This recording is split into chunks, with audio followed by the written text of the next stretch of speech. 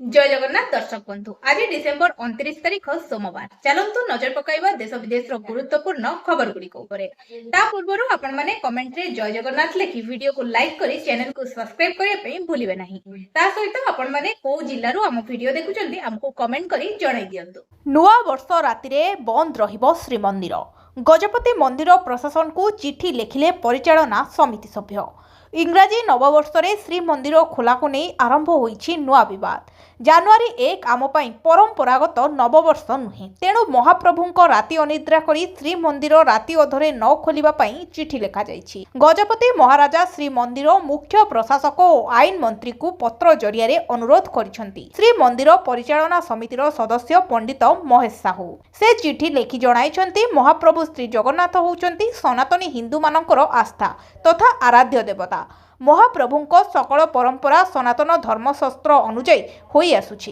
हेले गत किछि वर्ष जानुआरी 1 पाई मध्य रात्रि रे मध्य मंदिर खोला रहुछि, जहाँकि एबे नियमित होई गलानी। तेबे एहा धार्मिक एवं परंपरा दृष्टिकोण आदौ ठीक नुहे बोली कहिबा सहित एहाकु बंद करिबाकू से अनुरोध करिसंती। नुआ वर्ष आरंभ होबा सहित राशन कार्ड धारक मानक पई आसीछि एक खुशी खबर। सरकार को नुआ घोषणा अनुଯାयी प्रत्येक राशन कार्ड पिछा 3000 टंका आर्थिक सहायता दबाकू प्रस्ताव रही। एही सहायता मुख्यतः गरीब श्रमिक मध्य वर्ग और आवश्यकता थिबा परिवार मानक पई अणा जाइछि। सूचना अनुसार एही 3000 टंका सीधा सड़क बैंक खाता को डीबीटी माध्यम रे पठाजिबो। जेउ मानकर राशन कार्ड सहित आधार और बैंक खाता लिंक होईछि सेमाने एही टंका पाइबार योग्य हेबे। सरकार कहिसंती जे नुआ वर्षरु महंगा बढ़ुथबारु लोक मानक उपरे चाप कमाइबा पई एही पदक्षेप निया जाइछि। एहा द्वारा गरीब परिवार माने निज दैनंदिन आवश्यकता खाद्य औषध और अन्य जरूरी सामग्री किनि पारिबे। पंचायत निर्वाचन पूर्वरु एसआईआर देशर 12टी राज्य और केन्द्र शासित अंचल में भोटर तालिकार स्वतंत्र सघन संशोधन प्रक्रिया चली। आसंता फेब्रुआरी मासरे यह शेष हेबो। एहा परे तृतीय पर्याय रे ओडिसा रे भोटर तालिकार एसआईआर हेबो बोली विश्वस्त सूत्ररु जणा पड़िछि। एहाकु लक्ष्य रखी राज्य रे प्री एसआईआर कार्य आरंभ होई सारिछि। ठीक एमिति समय रे भारतर मुख्य निर्वाचन कमिशनर ज्ञानेश कुमार 3 दिनिया ओडिसा गस्तरे आसिछंती। ओडिशार एसआईआर प्रस्तुति संपर्क में से समीक्षा करेंगे। चलित वर्ष शेष सुधा ओडिशार एसआईआर प्रकाश पाइबो और यह अनुଯାୟୀ राज्य में 2027 मसीह त्रिस्तरीय पंचायत निर्वाचन करने को प्रस्तुति चली। मिलिथिबा सूचना अनुଯାୟୀ 2002 मसीह शेष थर पर राज्य में एसआईआर होइथिला। एबे प्री एसआईआर कार्य 2002 मसीहा भोटर तालिका और 2024 साधारण निर्वाचन पूर्व भोटर तालिका को आधार करी सर्वे चली। घोषणा हेला बीसीजेडी और बीवाईजेडी राज्य स्तरीय कमिटी संगठन सजाड़ुछि बीजेडी। एही क्रम में बिजु युव एवं छात्र जनता दलर राज्य स्तरीय कमिटी घोषणा होइछि। बीजेडी सुप्रीमो नवीन पट्टनायक एही कमिटी घोषणा करथिला बेले बिजु युवक जनता दलर कार्यकारी सभापति भाबे 4 जनक नारे घोषणा करा जाइछि। सेहीपरि 2 सेक्रेटरी जेनेराल सहित 15 वरिष्ठ उपसभापति और 53 जन सभापति नारे घोषणा करिछि दल। खाली सेतिकी नुहे 85 जन साधारण संपादक नाम दल पक्षरु घोषणा करा जाइछि। सेहीपरि बिजु छात्र जनता दलर राज्य स्तरीय कमिटी गठन करा जाइछि। एही कमिटी रे 5 जन कार्यकारी सभापति को रखा जाइतिला बेले 2 जन सेक्रेटरी जेनेराल 15 जन वरिष्ठ सभापति एवं 53 जन सभापति ना घोषणा करा जाइछि। एहा सहित 89 जन साधारण संपादक ना घोषणा करिसेंती बीजेडी सुप्रीमो नवीन पट्टनायक। नुआ वर्षरे मिलिबो नुआ सुभद्रा को 2टी नुआ किस्ती। चलंतु नजर पकाइबा कोन कहउचंती उप मुख्यमंत्री प्रभाती परिडा। 1 तारीख आफ्टरनून रे सुभद्रार गाइडलाइन पुणी तैयारी हबो कि जो माने 2,67,000 रिजेक्ट लिस्ट अच्छे से रिजेक्ट लिस्ट को आधार रे किए केमती वेरिफिकेशन करिवे। आज 3टा बेले बैठक अच्छी तार ऊपर एक आसले पुणी आपन सामना को कथा बहुत जल्दी मिलिबो कहिछि मु बहुत जल्दी सुभद्रा मिलिबो। अंगनवाड़ी रु बाद पड़िथिबा लोकन को मिलिबो। दिल्ली विस्फोरण घटना रे नुआ खुलासा पाकिस्तान लिंक सह मिली सांघातिक तथ्य। दिल्ली विस्फोरण को नहीं बड़ खबर। दिल्ली आतंकी आक्रमण घटना रे नुआ खुलासा। मास्टरमाइंड डाक्टर मुजमिल गिरफ होबा परे डाक्टर उमर और बिलाल एक टैबलेट भांगी नष्ट कर देइथिले बोली एनआईए तदंतरु जना पड़िछि। ଫରିଦାବାଦର ଆଲଫିଲା ବିଶ୍ୱବିଦ୍ୟାଳୟରେ ଡିସେମ୍ବର 2023 ତାରିଖ ସନ୍ଧ୍ୟାରେ ଏନ୍ଆଇଏ ତଦନ୍ତ କରି ଡାକ୍ତର ଉମରଙ୍କ ରୁମ୍ରୁ ଭଙ୍ଗା ଟ୍ୟାବଲେଟ୍ର କିଛି ଯନ୍ତ୍ରାଂଶ ଜବତ କରିଛି। ଏହି ଟ୍ୟାବଲେଟ୍ରେ ମଡିଫାଇଡ୍ ଡ୍ରୋନ୍, ରକେଟର ସ୍କେଚ୍ ଓ ଆତଙ୍କବାଦୀ ମଡ୍ୟୁଲ୍ ସମ୍ପର୍କୀୟ ଗିରଫ ଜର୍ସିର ବିଲାଲ ୱାନି ଡାନିଶର ସୂଚନା ପରେ ଏହି ଛାନଭିନ୍ ହୋଇଥିଲା। ଦିଲ୍ଲୀ ବିସ୍ଫୋରଣର ମୃତ୍ୟୁ ଡକ୍ଟର ଉମରଙ୍କୁ ଜିସ୍ର ଟେକ୍ନିକାଲ ସହାୟତା ଦେଇଥିଲା। ଏହି ବିଶ୍ୱବିଦ୍ୟାଳୟରେ 2019ରୁ ଡାକ୍ତରମାନଙ୍କର ରାଡିକାଲାଇଜେସନ୍ ସୋସିଆଲ ମିଡିଆ ମାଧ୍ୟମରେ ପାକିସ୍ତାନ ଆଧାରିତ ହ୍ୟାଣ୍ଡଲରମାନଙ୍କ ଦ୍ୱାରା ହେଉଥିଲା। ଏହା ଏକ ହ୍ୱାଇଟ୍ କଲର ଆତଙ୍କବାଦୀ ମଡ୍ୟୁଲ୍। କଲବଲ କରୁଛି ଘନ କୁହୁଡ଼ି, ନୂଆବର୍ଷ ଯାଏ ପ୍ରବଳ ଶୀତ। ଜାଡ଼ ମାଡ଼ରେ ଥରୁଛି ସାରା ଓଡ଼ିଶା। ନୂଆବର୍ଷ ଯାଏ ଶୀତରେ କୌଣସି ପରିବର୍ତ୍ତନ ହେବାର ସମ୍ଭାବନା ନାହିଁ। 10 ଡିଗ୍ରୀ ତଳେ ରହିଛି 10ରୁ ଅଧିକ ସହର ପାରଦ। କନ୍ଧମାଳ, କୋରାପୁଟ, ରାଉରକେଲା, ଝାରସୁଗୁଡ଼ା, ନବରଙ୍ଗପୁର ବିଭିନ୍ନ ସ୍ଥାନରେ 10 ଡିଗ୍ରୀ ତଳକୁ ଖସିଛି ତାପମାତ୍ରା। ଘରୁ ବାହାରିବା ମୁସ୍କିଲ ହୋଇଯାଇଛି। କଂଗ୍ରେସର ଶୀର୍ଷସ୍ତରୀୟ ବୈଠକ ଅନୁଷ୍ଠିତ। 2ଟି ମୁଖ୍ୟ ପ୍ରସଙ୍ଗରେ ଆଲୋଚନା। ଦିଲ୍ଲୀ ସ୍ଥିତ କଂଗ୍ରେସ ଦଳର ରାଷ୍ଟ୍ରୀୟ କାର୍ଯ୍ୟାଳୟ ଇନ୍ଦିରା ଭବନରେ କଂଗ୍ରେସ କାର୍ଯ୍ୟକାରିଣୀ କମିଟି ବୈଠକ ଚାଲିଛି।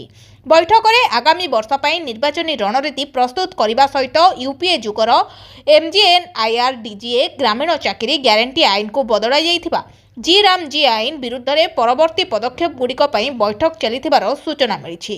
ବୈଠକରେ କଂଗ୍ରେସର ଉଚ୍ଚ ପଦାଧିକାରୀ ସମେତ ସାଂସଦ ଓ କଂଗ୍ରେସ ଶାସିତ ରାଜ୍ୟଗୁଡ଼ିକର ମୁଖ୍ୟମନ୍ତ୍ରୀ ଏବଂ ଅନ୍ୟାନ୍ୟ ବରିଷ୍ଠ ନେତାମାନେ ଉପସ୍ଥିତ ଅଛନ୍ତି। ବିହାର ନିର୍ବାଚନ ପରାଜୟ ପରେ ଆଜି ପ୍ରଥମ ଥର ପାଇଁ କଂଗ୍ରେସ କାର୍ଯ୍ୟକାରିଣୀ କମିଟି ବୈଠକ ବସିଛି। ଟ୍ରମ୍ପଙ୍କୁ ଭାରି ପଡ଼ୁଛି ଟାରିଫ ମାଡ଼। ଆମେରିକାର 717 କମ୍ପାନୀ ଦେବାଳିଆ। ଆମେରିକା ରାଷ୍ଟ୍ରପତି ଡୋନାଲ୍ଡ ଟ୍ରମ୍ପ ଭାରତ ସମେତ ବିଭିନ୍ନ ରାଷ୍ଟ୍ର ଉପରେ ଟାରିଫ ଲାଗୁ କରି ନିଜ ଦେଶ ପାଇଁ ଅଡୁଆ ପରିସ୍ଥିତି ସୃଷ୍ଟି କରିଛନ୍ତି। ଟାରିଫ ଲାଗୁ କରି ସେ ଠିକ୍ କରିଛନ୍ତି ବୋଲି ଦାବି କରିଆସୁଛନ୍ତି। ଏହାଦ୍ୱାରା ଆମେରିକାକୁ ବହୁ ମାତ୍ରାରେ ରାଜସ୍ୱ ମିଳୁଛି ବୋଲି ଟ୍ରମ୍ପ କହୁଛନ୍ତି।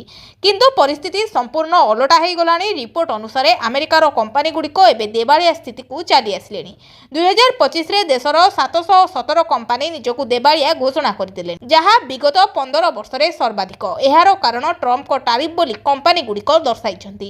ଏହା ବ୍ୟତୀତ ଆମେରିକାରେ ବିଭିନ୍ନ ସାମଗ୍ରୀର ଦରଦାମ ବୃଦ୍ଧି ପରିସ୍ଥିତିକୁ ଅଧିକ ଜଟିଳ କଲାଣି। ଲୁଚିଛନ୍ତି ପାକିସ୍ତାନୀ ଆତଙ୍କୀ। ବରଫ ଉପରେ ଭାରତୀୟ ଯବାନଙ୍କ ଅପରେସନ। ବରଫ ପାହାଡ଼ରେ ଆତଙ୍କୀଙ୍କ ଉପରେ ନଜର। ବରଫ ଉପରେ ଭାରତୀୟ ଯବାନଙ୍କର ଅପରେସନ। ଶୀତକୁ ଖାତିର ନକରି ଶତ୍ରୁକୁ ତନ୍ନ ତନ୍ନ କରି ଖୋଜୁଛନ୍ତି। ଜାମ୍ମୁ କାଶ୍ମୀର, ଡୋଡୋ ଏବଂ କିସ୍ତିୱାର ଅଞ୍ଚଳର ବରଫ ଭିତରେ ଚାଲିଛି ସର୍ଚ୍ଚ ଅପରେସନ। 30ରୁ 35 ଜଣ ପାକିସ୍ତାନୀ ଆତଙ୍କବାଦୀଙ୍କ ଉପରେ ସମ୍ପର୍କର ଗୁଇନ୍ଦା ସୂଚନା ଦେବା ପରେ ଛାନଭିନ୍ ଚଳାଇଛନ୍ତି ଯବାନ।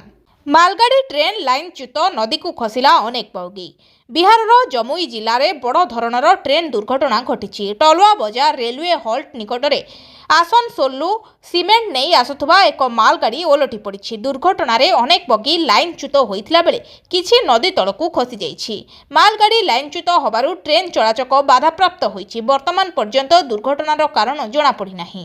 ଖବର ପାଇବା ପରେ ରେଲୱେର ବରିଷ୍ଠ ଅଧିକାରୀ, ଇଞ୍ଜିନିୟରିଂ ବିଭାଗ ଏବଂ ଟ୍ରାକ୍ ମେଣ୍ଟେନାନ୍ସ ଏବଂ ସୁରକ୍ଷା ଟିମ୍ ଘଟଣାସ୍ଥଳରେ ପହଞ୍ଚିଛନ୍ତି। ଗତକାଲି ବିଳମ୍ବିତ ରାତିରେ ଏହି ଅଘଟଣ ଘଟିଛି। ଅଫ୍ଲାଇନ୍ରୁ ମାଲଗାଡ଼ି ବ୍ରଜ ନିକଟରେ ପହଞ୍ଚିଥିଲା ବେଳେ ଟ୍ରେନ୍ ଲାଇନ୍ଚ୍ୟୁତ ହୋଇଥିଲା। ନୂଆ ବର୍ଷ ପୂର୍ବରୁ ଅପରେସନ ଆଘାତ। ନୂଆ ବର୍ଷ ପାଳନ ପାଇଁ ଜାତୀୟ ରାଜଧାନୀ ପ୍ରସ୍ତୁତ ହେଉଥିବା ବେଳେ ଦିଲ୍ଲୀରେ ସାରା ରାତି ଚଢ଼ଉ କରି ଶହ ଶହ ଅଭିଯୁକ୍ତଙ୍କୁ ଗିରଫ କରାଯାଇଛି। ଦକ୍ଷିଣ ଓ ଦକ୍ଷିଣ ପୂର୍ବ ଦିଲ୍ଲୀ ଜିଲ୍ଲାରେ ଗିରଫଦାରୀ 660ରୁ ଅଧିକ ଥିଲା। ଅପରେସନ ଆଘାତ 3.0 ଅଧୀନରେ ଏକ ଆଗୁଆ କାର୍ଯ୍ୟାନୁଷ୍ଠାନ, ଡଜନାଧିକ ଅସ୍ତ୍ରଶସ୍ତ୍ର, ଲକ୍ଷ ଲକ୍ଷ ନଗଦ ଟଙ୍କା, ବେଆଇନ ମଦ, ଡ୍ରଗ୍ସ ଓ ଅନ୍ୟାନ୍ୟ ଚୋରି ସାମଗ୍ରୀ ମଧ୍ୟ ଜବତ କରାଯାଇଛି। ଉତ୍ସବ ସମୟରେ ଅପରାଧକୁ ରୋକିବା ପାଇଁ ଏହି ଚଢ଼ଉ କରାଯାଇଥିଲା। ସନ୍ଦିଗ୍ଧ ସମସ୍ୟା ସୃଷ୍ଟିକାରୀଙ୍କୁ ଗିରଫ କରିବା ପାଇଁ ଆଜି ସକାଳ ପର୍ଯ୍ୟନ୍ତ 24 ଘଣ୍ଟା ମଧ୍ୟରେ ଅସୁରକ୍ଷିତ ଅଞ୍ଚଳରେ ସମନ୍ୱୟ ଅନୁସନ୍ଧାନ କରାଯାଇଥିଲା। ଦକ୍ଷିଣ ଓ ଦକ୍ଷିଣ ପୂର୍ବ ଜିଲ୍ଲା ପୋଲିସ ମିଳିତ ଅପରେସନ କରିଥିଲା। କେବଳ ଦକ୍ଷିଣ ପୂର୍ବ ଜିଲ୍ଲାରେ 285 ଜଣଙ୍କୁ ଗିରଫ କରାଯାଇଛି ବୋଲି ପୋଲିସ କହିଛି। ଶ୍ରମିକ ମୃତ୍ୟୁ ଘଟଣାରେ ମମତା ବାନାର୍ଜୀଙ୍କ ଅଭିଯୋଗ ଭିତ୍ତିହୀନ।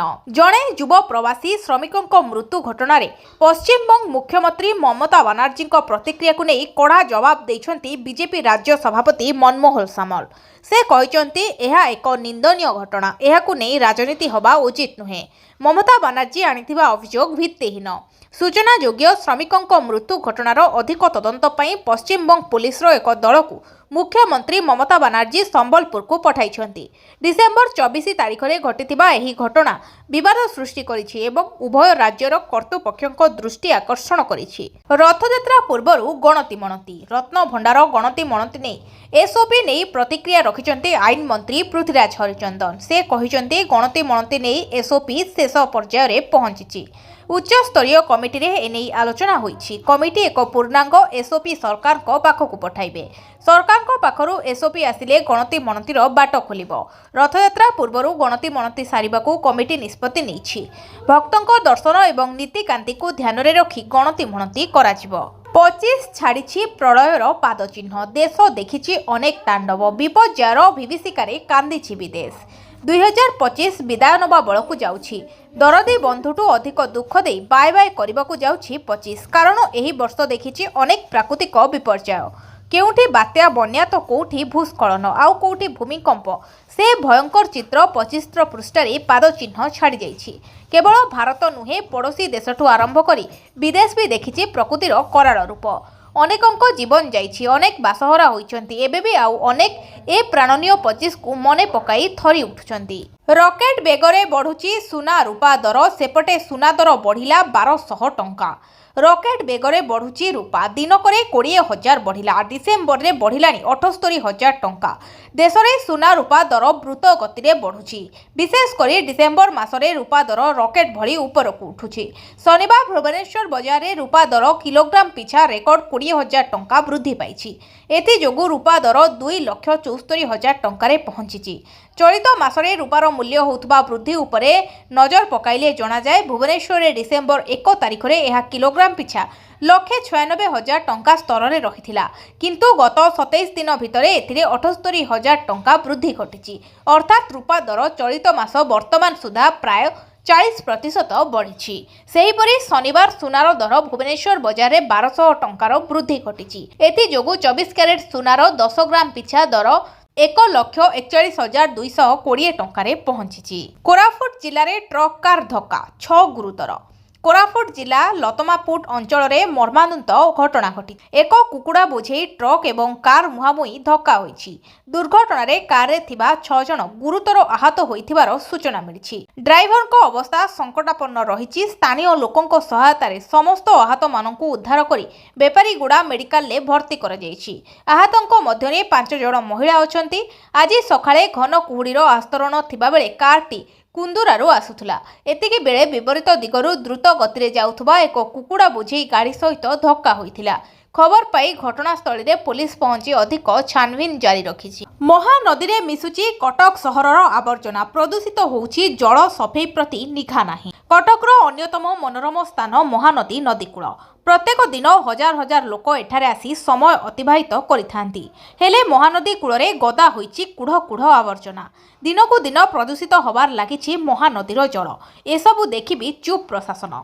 कटक सहरर अलिया आवर्जना सबू महानदी रे मिसुछि किंतु सफा होबार ना गंध नाही। महानदी पानी को प्रदूषण मुक्त करबाकू एहा कूଳରେ भोजी करबाकू प्रशासन पक्षरु बारण करा जायछि। हेले परितापर विषय महानदी कूଳ सफेई प्रति आखि बुझी देइछि प्रशासन। एकदा ओडिया चलचित्र और धारावाहिक निर्माता को महानदी कूଳ आकर्षित करुथला। हेले एबे से परिवेश नाही। पानी रे गोड़ बुड़ाइबाकू भी लोक नाक टेकुचंती। काया मेलाउछि किडनी रोग। गोटिए गाँरु नेलाणी 20 मुंड। सुवर्णपुर जिला उलुंडा ब्लॉक उपांत अंचल सुनापाली गाँव में किडनी रोग महामारी रूप नेउछि। विगत दिन में गाँवर प्राय 20 जन रोगी एथिरे मृत्युवरण कलेनी। जीवंत बंचाइबा पई लोक माने एबे चिंतारे रहुथुबा बेले अनेक पिलांको पाठपढ़ारे डोरी लागिछि। हेले जिला स्वास्थ्य विभाग कोनोसी पदक्षेप ग्रहण करुनथिबार अभियोग होइछि। गाँ दांड सुनसान काँ भाँ लोक देखा जाउछन्ति। ए हेउछि सुवर्णपुर जिलार उलुंडा ब्लॉक उपांत सुनालीपल्ली गाँर खबर। एठारे प्राय 400 रु ऊर्ध्व लोक बसवास करुछन्ति। गाँव में धीरे धीरे किडनी रोग काया विस्तार करुछि। भୟରେ लोक भिटामाटी छाड़िबा भली कथा सामना को आसुछि। विगत किछि वर्षरे गाँव में प्राय 20 रु अधिक लोकंको जीवन नहीं सारिछि ए रोग। एबे भी 8 जन युवक किडनी रोगरे आक्रांत अछन्ति। आसंता 5 तारिख रे राज्य सरकार को पक्षरु भूमिहीन हिताधिकारी को 55,000 ଟଙ୍କାର ଆର୍ଥିକ ସହାୟତା ପ୍ରଦାନ କରାଯିବ। ଏହି ଟଙ୍କା ସିଧାସଳଖ ଭାବେ ହିତାଧିକାରୀଙ୍କ ବ୍ୟାଙ୍କ ଆକାଉଣ୍ଟକୁ ଡିବିଟି ମାଧ୍ୟମରେ ଜମା ହେବ। ଏହା ଭୂମିହୀନ ପରିବାରଙ୍କ ଜୀବନଯାପନକୁ ଉନ୍ନତି କରିବା ସହ ବାସସ୍ଥାନ ଓ ଜୀବିକା ପାଇଁ ସହାୟକ ହେବ ବୋଲି ସରକାର କହିଛନ୍ତି।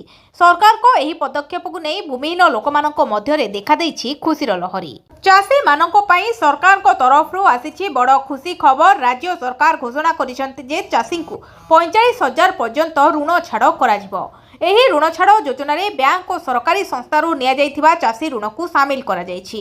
ସରକାରଙ୍କ ଏହି ପଦକ୍ଷେପ ଦ୍ୱାରା ଚାଷୀମାନେ ଆର୍ଥିକ ଚାପରୁ ମୁକ୍ତି ପାଇବେ ଏବଂ ଆଗାମୀ ଚାଷ କାମ ପାଇଁ ଉତ୍ସାହିତ ହେବେ। ଯୋଗ୍ୟ ଚାଷୀଙ୍କ ଋଣ ରାଶି ସିଧାସଳଖ ଭାବେ ସମ୍ବନ୍ଧିତ ବ୍ୟାଙ୍କକୁ ସରକାରଙ୍କ ପକ୍ଷରୁ ସମନ୍ୱୟ କରାଯିବ। ରାଜ୍ୟର ଭତ୍ତା ହିତାଧିକାରୀମାନଙ୍କର 3,000 ଟଙ୍କା ବୃଦ୍ଧି। ରାଜ୍ୟ ସରକାରଙ୍କ ଘୋଷଣା ଅନୁଯାୟୀ ଆସନ୍ତା 20 ତାରିଖରୁ ଭତ୍ତା ରାଶି 3,000 ଟଙ୍କାକୁ ବୃଦ୍ଧି କରାଯାଇଛି। ଏହି ନୂତନ ବୃଦ୍ଧି ପରେ ବୃଦ୍ଧ, ବିଧବା, ଦିବ୍ୟାଙ୍ଗ ଓ ଅନ୍ୟାନ୍ୟ ଭତ୍ତା ହିତାଧିକାରୀମାନେ ପୂର୍ବ ଅପେକ୍ଷା ଅଧିକ ଆର୍ଥିକ ସହାୟତା ପାଇବେ। ସରକାର କହିଛନ୍ତି ବଢ଼ୁଥିବା ମହଙ୍ଗାକୁ ଦୃଷ୍ଟିରେ ରଖି ହିତାଧିକାରୀଙ୍କ ଜୀବନଯାପନକୁ ସହଜ କରିବା ପାଇଁ ଏହି ନିଷ୍ପତ୍ତି ନିଆଯାଇଛି। ବୃଦ୍ଧି ପାଇଥିବା ଭତ୍ତା ରାଶି ସିଧାସଳଖ ଡିବିଟି ମାଧ୍ୟମରେ ହିତାଧିକାରୀଙ୍କ ବ୍ୟାଙ୍କ ଖାତାକୁ ଜମା କରାଯିବ। ଜାନୁଆରୀ 31 ସୁଦ୍ଧା ଚିଟ୍ଫଣ୍ଡ କ୍ଷତିଗ୍ରସ୍ତକୁ ମିଳିବ ଟଙ୍କା। ରାଜ୍ୟ ବିଜେପି ସଭାପତିଙ୍କର ବଡ଼ ସୂଚନା। ଓଡ଼ିଶାର ଚିଟ୍ଫଣ୍ଡ କ୍ଷତିଗ୍ରସ୍ତ ଜମାକାରୀଙ୍କ ପାଇଁ ବଡ଼ ଆଶ୍ୱସ୍ତିକର ଖବର ସାମ୍ନାକୁ ଆସିଛି। ଆସନ୍ତା ଜାନୁଆରୀ 31 ତାରିଖ ସୁଦ୍ଧା କ୍ଷୁଦ୍ର ଜମାକାରୀମାନେ ସେମାନଙ୍କ ଜମା ଟଙ୍କା ଫେରି ପାଇବେ। ଏ ସମ୍ପର୍କରେ ରାଜ୍ୟ ବିଜେପି ସଭାପତି ମନମୋହନ ସାମଲ ଗଣମାଧ୍ୟମକୁ ସୂଚନା ଦେଇଛନ୍ତି। ସରକାରଙ୍କ ପକ୍ଷରୁ ଏନେଇ ବିଧିବଦ୍ଧ ଭାବେ ଏକ ବିଜ୍ଞପ୍ତି ପ୍ରକାଶ ପାଇଛି, ଯାହା ଲକ୍ଷାଧିକ କ୍ଷତିଗ୍ରସ୍ତ ପରିବାର ମଧ୍ୟରେ ଆଶାର ସଞ୍ଚାର କରିଛି। ମନମୋହନ ସାମଲ କହିଛନ୍ତି ତଦନ୍ତ କମିଶନଙ୍କ ଦ୍ୱାରା ସୁପାରିଶ କରାଯାଇଥିବା ଏବଂ ଏପର୍ଯ୍ୟନ୍ତ ଟଙ୍କା ପାଇନଥିବା କ୍ଷୁଦ୍ର ଜମାକାରୀମାନଙ୍କୁ ପ୍ରଥମେ ପ୍ରାଧାନ୍ୟ ଦିଆଯିବ। ପ୍ରଥମ ପର୍ଯ୍ୟାୟରେ 8,000 ରୁ 10,000 ଟଙ୍କା ପର୍ଯ୍ୟନ୍ତ ଜମା କରିଥିବା ବ୍ୟକ୍ତିମାନେ ସେମାନଙ୍କ ଟଙ୍କା ଫେରି ପାଇବେ। ଦ୍ୱିତୀୟ ଥର ମା ହେଲେ ମଧ୍ୟ ମାତୃବନ୍ଦନା ଯୋଜନାରୁ ପାଇବେ ପୁଳାପୁଳା ଟଙ୍କା। ଜାଣନ୍ତୁ କ'ଣ ରହିଛି ନିୟମ। ସରକାର ସାରା ଦେଶରେ ମହିଳାମାନଙ୍କ ପାଇଁ ଅନେକ ଯୋଜନା ପ୍ରଚଳନ କରିଛନ୍ତି, ଯାହା ଲକ୍ଷ ଲକ୍ଷ ମହିଳାଙ୍କୁ ଲାଭ ପହଞ୍ଚାଇଛି। ଦେଶର ଅନେକ ମହିଳା ଆର୍ଥିକ ଦୃଷ୍ଟିରୁ କମ୍ ସ୍ୱଚ୍ଛଳ ଥିବାରୁ ଗର୍ଭାବସ୍ଥାରେ ସରକାର ଏପରି ମହିଳାଙ୍କୁ ସହାୟତା ଯୋଗାଇ ଦିଅନ୍ତି। ଗର୍ଭବତୀ ମହିଳା ଏବଂ ନବଜାତ ଶିଶୁଙ୍କ ସ୍ୱାସ୍ଥ୍ୟକୁ ସୁଦୃଢ଼ କରିବା ପାଇଁ ସରକାର ପ୍ରଧାନମନ୍ତ୍ରୀ ମାତୃ ଯୋଜନା ଆରମ୍ଭ କରିଛନ୍ତି। ଏହି ଯୋଜନା ଅଧୀନରେ ସରକାର ମହିଳାମାନଙ୍କୁ ସେମାନଙ୍କର ପ୍ରଥମ ସନ୍ତାନ ଜନ୍ମ ହେବା ପରେ 5,000 ଟଙ୍କା ପ୍ରଦାନ କରନ୍ତି। ଏହି ଦେୟଗୁଡ଼ିକୁ ବିଭିନ୍ନ ପର୍ଯ୍ୟାୟରେ ବଣ୍ଟା ଯାଇଥାଏ। ଏହି ସମୟରେ ଆସିବ ସିଏମ୍ କିଷାନ ଟଙ୍କା। କୃଷକଙ୍କ ପାଇଁ ଆସିଲା ବଡ଼ ଖୁସି ଖବର। ଏହି ଦିନ ଖାତାକୁ ଆସିବ ଟଙ୍କା। ଯଦି ଆପଣ କାଳିଆ ଯୋଜନାରେ ଟଙ୍କା ପାଉଥିଲେ ତେବେ ଆପଣଙ୍କ ପାଇଁ ଖୁସି ଖବର। ନୂଆଖାଇରେ ଚାଷୀଙ୍କ ଖାତାକୁ ଗଲା 2,000 ଟଙ୍କା। ପିଏମ୍ କିଷାନ ଟଙ୍କା ପାଇବା ପରେ ସିଏମ୍ କିଷାନ ଟଙ୍କା ପାଇଲେ। ଏଥିପାଇଁ ଚାଷୀ ଖୁସି କହିଲେ ବହୁତ। ତେବେ ପ୍ରତିବର୍ଷ ସରକାର ନୂଆଖାଇରେ ସିଏମ୍ କିଷାନ ଟଙ୍କା 2,000 ଟଙ୍କା ପଠାଇଥାନ୍ତି। ଏ ବର୍ଷ ମଧ୍ୟ ଟଙ୍କା ସମସ୍ତଙ୍କ ଚାଷୀଙ୍କ ଆକାଉଣ୍ଟକୁ ପଠା ସରିଛି। ଅଗଷ୍ଟ 28ରେ ନୂଆଖାଇରେ ପଡ଼ୁଥିବାରୁ ସେହିଦିନ 2,000 ଟଙ୍କା ଦେଇଥିଲେ ସରକାର ସମସ୍ତେ ଚାଷୀଙ୍କୁ ବୋଲି ଗଣମାଧ୍ୟମରେ ଜୋର ଚର୍ଚ୍ଚା ଧରିଛି। କିନ୍ତୁ ଏଯାଏ ବହୁ ଚାଷୀଙ୍କୁ ଟଙ୍କା ମିଳିନି। ତେବେ ଆସନ୍ତୁ ଜାଣିବା କେମିତି କ'ଣ କଲେ ସମସ୍ତ ଚାଷୀ ଟଙ୍କା ପାଇପାରିବେ। ଯଥାଶୀଘ୍ର ଆପଣ ନିଜ ନାଁରେ ପଞ୍ଜୀକରଣ କରି ରେଜିଷ୍ଟ୍ରେସନ କରିଦିଅନ୍ତୁ। ଯାହାଫଳରେ ଇକେୱାଇସି କମ୍ପ୍ଲିଟ୍ ହେଲେ ଏବଂ ଉପଯୁକ୍ତ ପ୍ରମାଣପତ୍ର ଦେଖାଇ ଭେରିଫାଏ କରିଲେ ଆପଣଙ୍କ ଖାତାକୁ ତୁରନ୍ତ ପଇସା ଆସିଯିବ। ଭିଡ଼ିଓଟିକୁ ଶେଷ ଯାଏ ଦେଖିଥିବାରୁ ଆପଣଙ୍କୁ ବହୁତ ବହୁତ ଧନ୍ୟବାଦ। ଯଦି ଭିଡ଼ିଓଟି ଆପଣଙ୍କର ପସନ୍ଦ ଆସିଛି ତାହେଲେ ଭିଡ଼ିଓକୁ ଲାଇକ୍ କରି ଚ୍ୟାନେଲକୁ ସବସ୍କ୍ରାଇବ୍ କରିବାକୁ ଭୁଲିବେନି। ଆପଣଙ୍କର ଗୋଟିଏ ଲାଇକ୍ ଆମକୁ ଏହିଭଳି ଖବର ଯୋଗାଇ ଦେବାରେ ପ୍ରେରଣା ଦେବ। ଆମେ ଏହି ଭିଡ଼ିଓରେ 100 ଲାଇକ୍ର ଟାର୍ଗେଟ୍ ରଖିଛୁ।